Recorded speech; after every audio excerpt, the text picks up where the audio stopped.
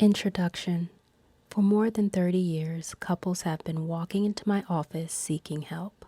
Almost without exception, they come in because of unresolved conflicts. They have argued for so long that each knows what the other is going to say. Their arguments have become predictable, but resolutions elude them. Exhausted, they have now come for professional help.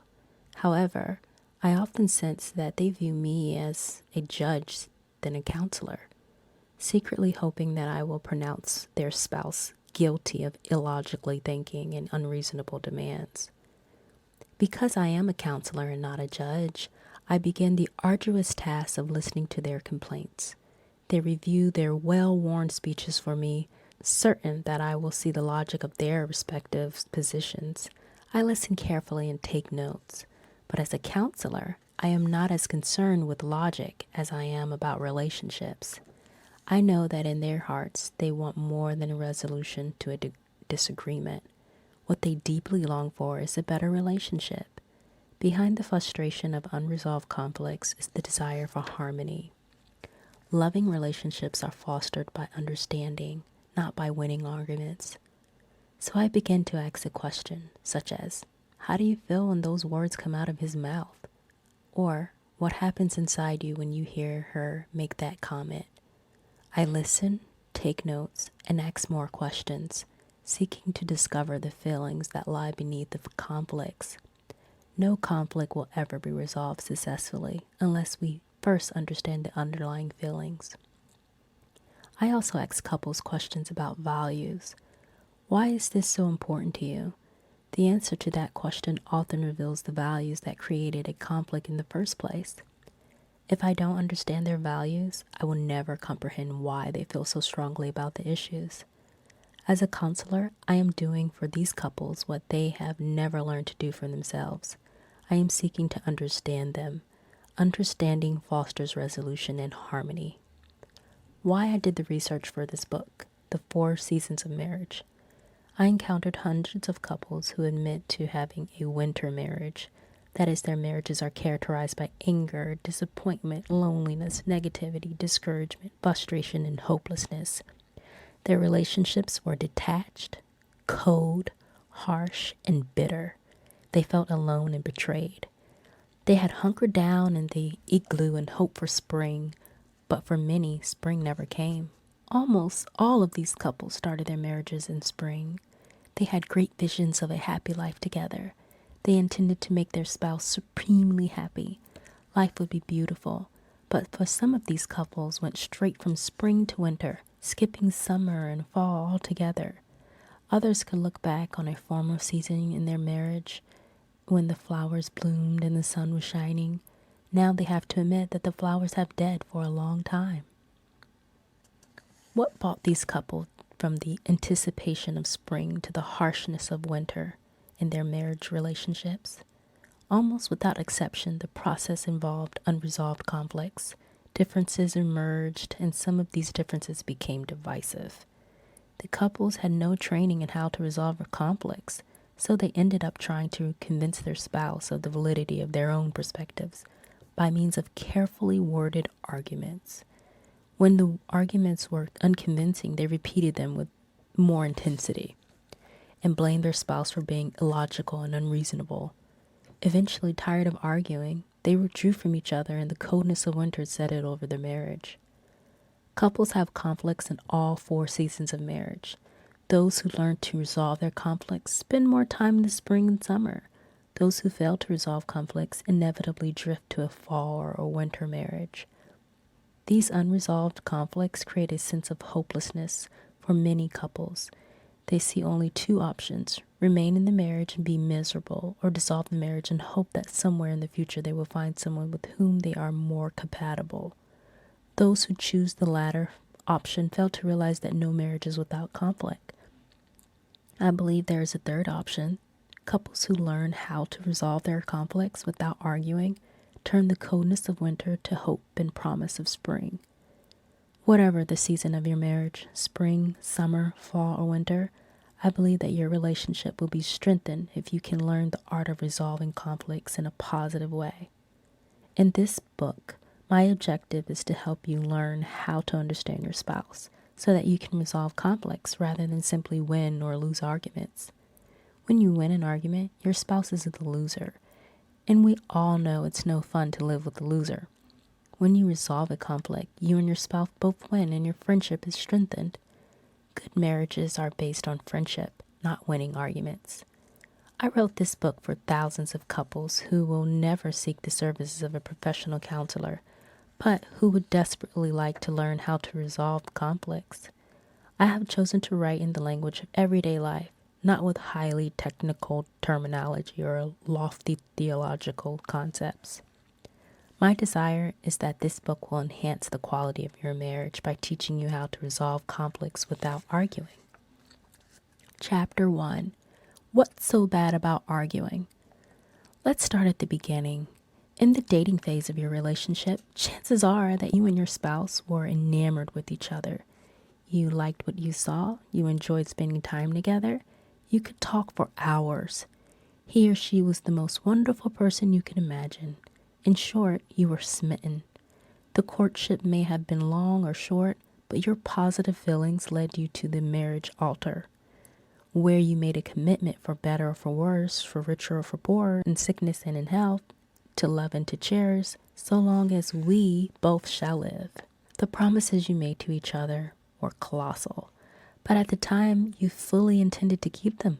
You were kept up in the current of love, and it all seemed so effortless.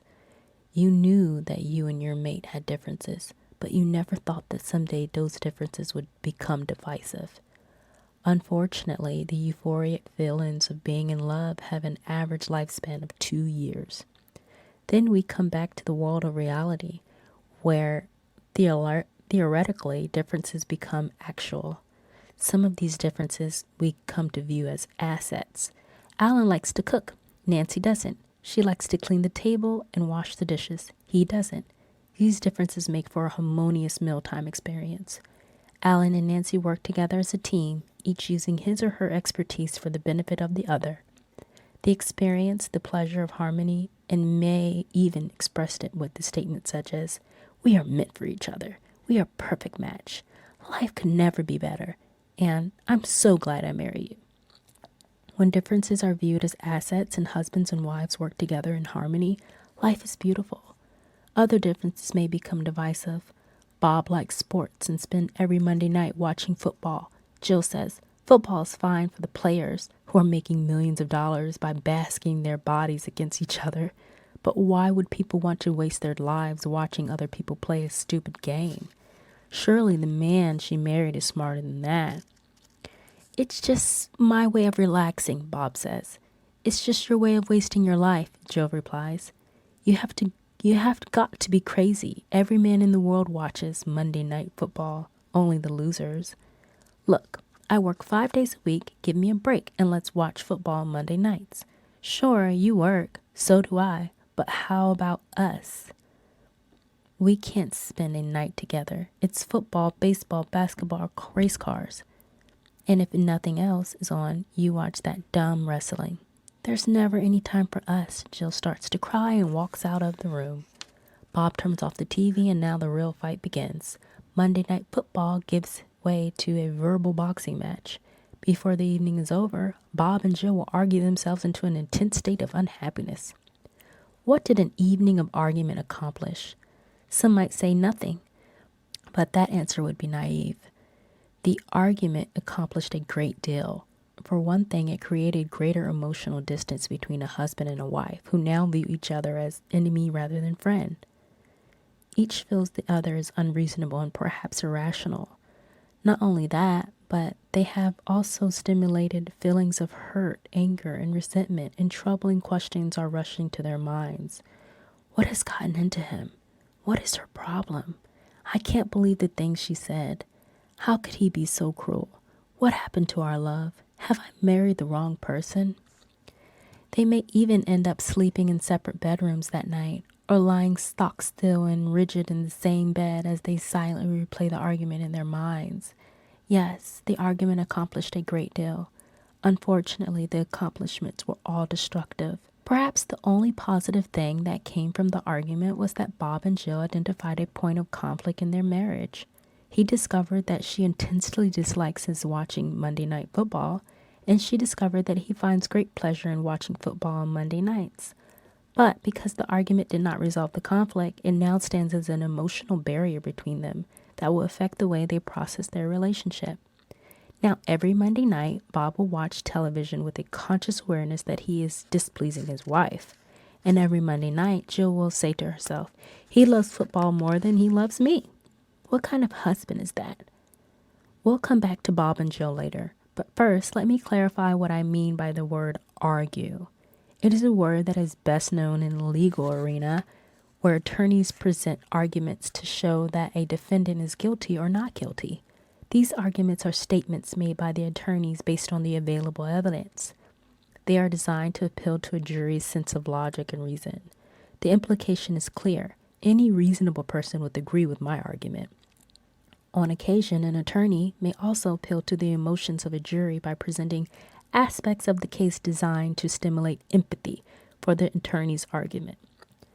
In a courtroom, arguments are perfectly permissible. In fact, cases cannot be tried without arguments from both sides. Both attorneys present evidence and their interpretation of the evidence, seeking to convince the jury that their position is the correct one. Witnesses can be cross-examined and implications can be challenged. The judicial system is based on the assumption that, by means of argument and counter-argument, we are likely to discover the truth about guilt or innocence. We are likely to discover the truth about guilt or innocence. We all know that the cause of justice is not always served in the courtroom, but at least the case is resolved. Defendants who are not guilty go free. Defendants who are found guilty may pay a fine, be placed on probation, or go to jail, depending on the severity of the case. Or the case might be appealed to a higher court, in which case more arguments would be presented at a higher level of appeal until a final judgment is handed down. In every case, somebody wins and somebody loses. Occasionally, one might hear an attorney make a statement such as, I thought our arguments were good, but apparently the jury was not convinced. Or the winning attorney might say, we made our case. The arguments were solid, and I think the jury recognizes the truth. When you choose to argue with your spouse, you are electing to use the judicial system to convince your spouse of truth, to convince your spouse of the truth or validity of your position. When you choose to argue with your spouse, you are electing to choose a judicial system to convince your spouse of truth or validity of your position. Unfortunately, what works fairly well in the court of law works very poorly in a marriage relationship because there is no judge available to determine whether you or your spouse is out of order.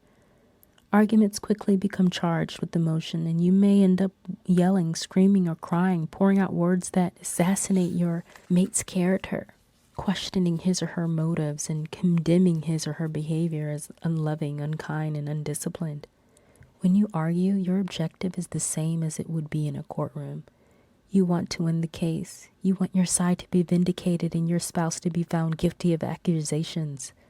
This is what is so gravely harmful about arguments. They ultimately lead to one of three results. You win and your spouses lose. You lose and your spouse wins. Or you argue to a draw. When an argument ends in a draw, both spouses are losers. Neither one is convinced by the other's arguments, and both parties walk away disappointed, frustrated, hurt, angry, bitter, and often displeased because of the hope for their marriage. None of these outcomes is good. The winner may feel good for a few moments or a few days, but eventually living with the loser becomes unbearable. The loser walks away from an argument like a whooped dog that goes away to lick its wounds. It's not a pretty picture, but it's common experience. In fact, it's so common that we have a saying for it. He's in the doghouse. Being in the doghouse means that one spouse has incurred the displeasure of the other and must live at a distance until he or she can once again find the spouse's favor. When conflicts are not resolved and both spouses walk away with stinging words of rebuke and condemnation ringing in their ears, they are typically withdrawn from each other emotionally and hope for a better day. If a better day does not come in time, they may eventually seek a better partner or resign themselves to the coldness of their winter marriage.